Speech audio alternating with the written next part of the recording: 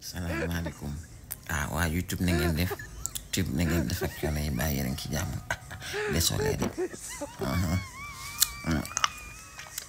damaa defoon vidéo doon kuccal Père Bécaye Mbaye def ko TikTok waa TikTok ñëw boole maag waa YouTube ñoom it ñu ne dañoo lu tax may def vidéo yooyu di ko def TikTok kese defuma ko YouTube yéen it da ngay war a xam ne yenn saa yi ma def vidéo yoo xam ne YouTube kese lay daw de kes képp bi dem TikTok xam nga YouTube ak TikTok compte yi dañoo mel ne lu xaw a kiiwante du coup soo defee vidéo TikTok yóbbu ko YouTube dañ lay ba kii ci programme de xaw ma naka yenn saa nga def YouTube vidéo yóbbu ko TikTok bu fekkee daa njëkk a dugg YouTube TikTok dañ naan la dund dafay ti weer bi dañ lay comp kii daal banir la daal xam nga waaye du dara léegi vidéo bi ma doon kuccal Bécaye Mbaye maa ngi leen koy tegal fii dégg ngeen waa YouTube waaw leen góor wallaay Agib gone YouTube yi ñoo xorom partagez, aimez et abonnez dégg ngeen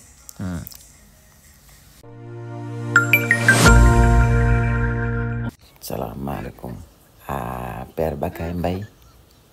naa def Mbaye naka yite mbaa yaa ngi ci jàmm naka gone yi naka njaboot yi baa kër wëppal man naka Mamadou Mbaye lu mu def moom mujj na jot ci passeport am ba waaw leen góor wallaay Agib merci beaucoup Père Bécaye Mbaye am nga 2 minutes sa taama kuccal la am nga day moom dama ne faaw ma duggal ci rukk moom tuccal la lu bëri yaa ngi ci jàmm rek dama mel ne ku la dégg ngay xas Waly Diouf Bodiang ci port autonome bee bu Dakar bee nga xam ne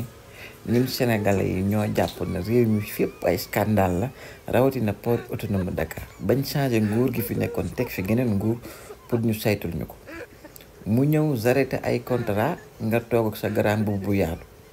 ne faax ci télévision et vous vous permettez de parler disant que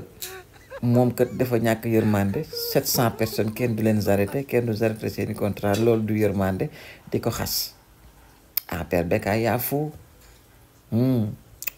may ma 13 secondes c'est tard moo wax la maanaam li ngay wax naan ñu jiital rek ngay jaay doole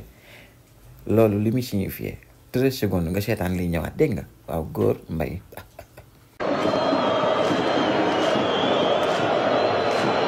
man rek laay wax waaw li nga xamante ni moom laay dund man du ma tricher dama sama xol dafa fees dama xam ne ñii ñun ak ñoom ñoo bokk ndey ak baay seeni rakk kese la ñuy xeex seeni mag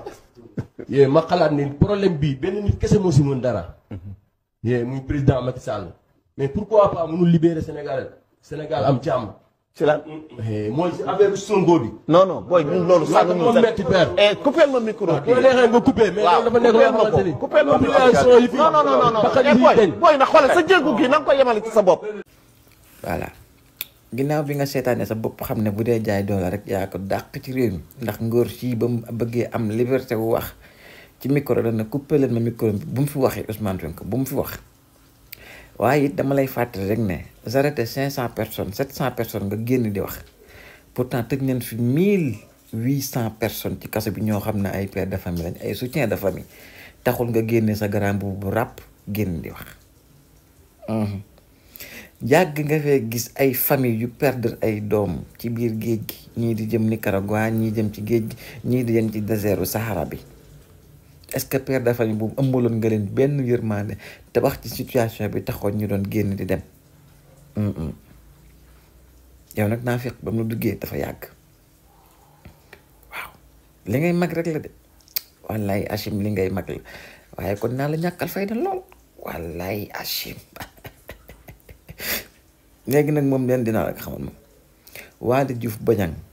ak ñeneen ñu mel na ñoom yee direction bu nekk ci Sénégal bépp njub lang ak njuuj njaaj ay contrat fictif ak yeneen yu fa am ñun sénégalais yi leen voté 54% ñoo leen sant ne leen loolu yëpp na dakk di àll mu réew mi moom na ci ñëpp jot lépp nañ ko doxalee ni mu ware la fi nekkoon nag baaxul moo tax dañuy toj lépp ba mu toj tasar ñu ñëw teg leneen lu bees waaw 700 personnes yii bu fekkee ne arrêté gi ñu leen arrêté daf laa métti am ngay structure télé boobu nga toog na faax di wax yaa ko moom fële 2STV ga nga nekk am nga fa opportunité dugal fa ay nit jël leen nga dugal leen foofu loolu mooy yërmande defal loolu waaw góor Mbaye réew mi moom bu ma soxlaan da nga ciy noppee wax moom ndax amoo xam-xam bi amoo compétence yi waaw te amoo légitimité bi tamit parce que bu wax jotee da nga na pat yaa ngi ñu mel ne yow wallahi Agim Bécaye Mbaye moo xoolal ba rek léegi